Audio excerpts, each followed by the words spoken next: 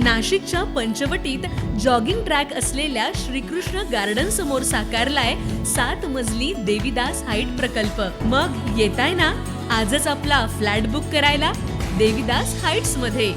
आमचा मोबाईल क्रमांक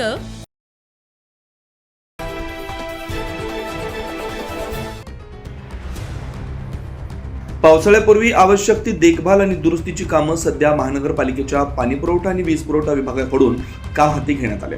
याचाच एक भाग म्हणून मुकणे रॉ वॉटर पंपिंग स्टेशन येथील महावितरण कंपनीच्या रेमंड सबस्टेशनमध्ये तातडीची दुरुस्ती केली जाणार आहे। या महत्त्वपूर्ण तांत्रिक कामासाठी उद्या सकाळी 10 वाजेपासून ते दुपारी 1 वाजेपर्यंत वीज पुरवठा पूर्णपणे बंद ठेवला जाणार असल्याचं संबंधित विभागाच्या अधिकाऱ्यांकडून सांगण्यात आलं। वीज पुरवठा खंडित राहणार असल्यामुळे महापालिकेच्या विल्होळी जलशुद्धीकरण केंद्रातून होणारा पाणी पुरवठा देखील विस्कळीत होईल।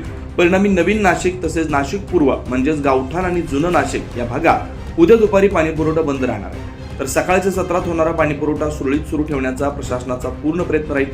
मात्र या अगोदरचा आलेला अनुभव लक्षात घेता सायंकाळी पाणी आलं तर पाण्याचा दाब हा मोठ्या प्रमाणात असण्याची शक्यता असल्यामुळे नागरिकांनी गैरसोय टाळण्यासाठी आधीच पाणीसाठा करून ठेवावा, वापरही काटकसरीने करावा असं आवाहन मनपाकडून करण्यात आलंय। त्यामुळे नाशिककरांनो उद्या दिवसभर पाण्याचा वापर जपूनच करा।